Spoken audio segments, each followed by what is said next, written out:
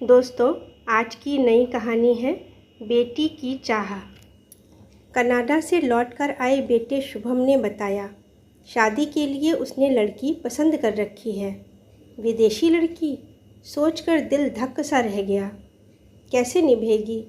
पूछने पर बोला, लड़की भारतीय ही है, ट्रेनिंग में साथ थी। बस कास्ट अलग है, हम ठाकुर हैं और वो गुप्ता। चलो गनीमत है, ऐसा सोचकर हमने खुद को समझा लिया। अब मना करके बेटे का दिल नहीं दुखा सकते। सो लड़की से मिलने का दिन निश्चित कर लिया। तय समय पर उनके घर पहुँचे। अच्छा आदर सत्कार हुआ।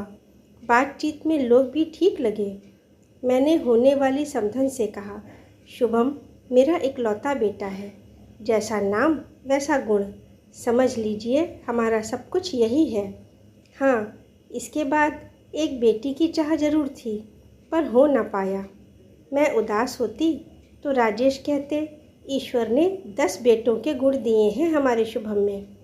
मेरा मन एक बेटी की चाहत में हमेशा कलपता रहा। सोचती थी बहू को ही बेटी का प्यार दूंगी। मेरी बातों से वो लोग कुछ आश्वस्त हो गए। थोड़ी देर में मेघा हमारे सामने आई।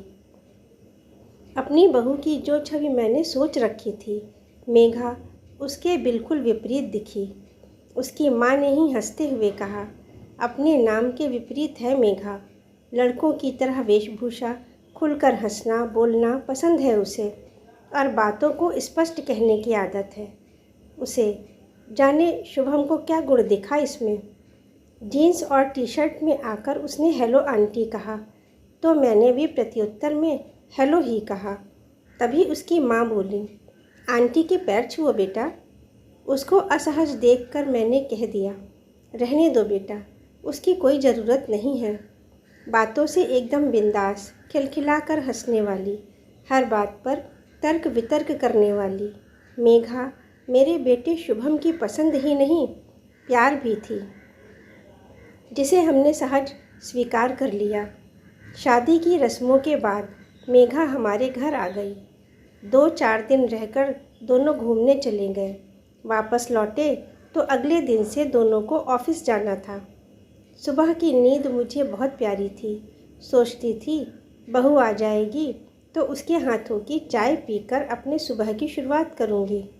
लेकिन मेघा को देखकर मैंने अपना ये सपना भुला दिया और सुबह 6 बजे का अलार्म लगाकर सो गई। सुबह पूजा की घंटी सुन मेरी नींद खुली। अभी 6 भी नहीं बजे थे। बाहर निकलकर देखा, मेघा आरती की थाल लिए पूरे घर में घूम रही थी। मुझे लगा मैं सपना देख रही हूँ। तब तक वो पास आकर बोली, मम्मा प्रसाद लीजिए। फ्रेश होकर बाथरूम से निकली तो वह चाय के 2 कप लिए हाजिर थी। चाय पीने के बाद बोली, मम्मा मुझे नाश्ते में बस सैंडविच और चीला बनाना ही आता है। आप लोग नाश्ते में क्या खाते हैं? पीछे से राजेश आकर बोले, बहू जो भी तुम बनाओगी हम वही खाएंगे। शुभम ने भी सहमति दे दी। मेरा हैरान चेहरा देखकर शुभम ने पूछा, क्या हुआ माँ, चाय पसंद नहीं आई? नहीं रे, इतनी अच्छी चाय तो खुद मैंने ही नहीं बनाई कभी। फिर मैंने मेघा से कहा, तुम्हें ऑफिस जाना है बेटा, तैयार हो जाओ। अभी मेड आ रही होगी, मैं उसके साथ मिलकर नाश्ता बना लूँगी। अरे नहीं मम्मा, नाश्ता तो मैं ही बनाऊँगी। फिर तो मैं पूरा दिन ऑफिस में रहूँगी, तो घर पर सब आपको ही देखना पड़ेगा। मेघा कभी कोई मौका नहीं देती थी कमी निकालने का। साड़ी बहुत कम पहनती, ना ही वो हर रोज़ हमारे पैर छूती। हाँ, अब सूट ज़रूर पहनने लगी है कभी कभी। उसकी आवाज़ भी धीमी नहीं है। उसे घर के काम भी नहीं आते। रोटी तो भारत के नक्शे जैसी बनाती है, और जब गुस्साती है तो उफ, पूछिए ही मत। वो एक आदर्श बहू की छवि से बिल्कुल जुदा है। धीरे धीरे सीख जाएगी ऐसा सोचकर हमने उसकी कमियों को नज़रअंदाज कर दिया। कहते हैं कभी कभी खुशियों को भी नज़र लग जाती है। सब कुछ बहुत अच्छा चल रहा था कि राजेश को हार्ट अटैक आ गया। मैं उन्हें आईसीयू के बाहर से देख घंटों रोती रहती। उस समय मेरी मेघा ने मुझे सास से माँ बना दिया। मुझे अपनी बाहों में भरकर चुप कराती, ज़बरदस्ती अपने हाथों से खाना खिलाती, हर वक्त यही कहती, पापा बिल्कुल ठीक हो जाएंगे। हॉस्पिटल के बिल, दवाइयों का खर्चा इस तरह से देती जैसे उसके अपने पापा का इलाज हो रहा हो। शुभम और मेरे सामने मजबूत चट्टान बनी मेरी मेघा वास्तव में बहुत कोमल थी। घर आने के बाद भी राजेश का ख्याल हम दोनों से ज़्यादा रखती। अपनी नई नवेली शादी के बावजूद देर रात तक हमारे साथ बैठी रहती। मासूम गुड़िया सी बहू का सपना देखने वाली सास को एक मजबूत बेटी मिल गई थी, जिसका चोला पाश्चात्य था पर दिल एकदम देशी था। आज मेरे जन्मदिन पर शुभम ने कहा, माँ तैयार हो जाइए, आपकी पसंद की साड़ी खरीदने चलते हैं। मुझे कुछ नहीं चाहिए शुभम, तूने मेघा के रूप में मेरी ज़िंदगी का सबसे बड़ा तोहफ़ा दे दिया।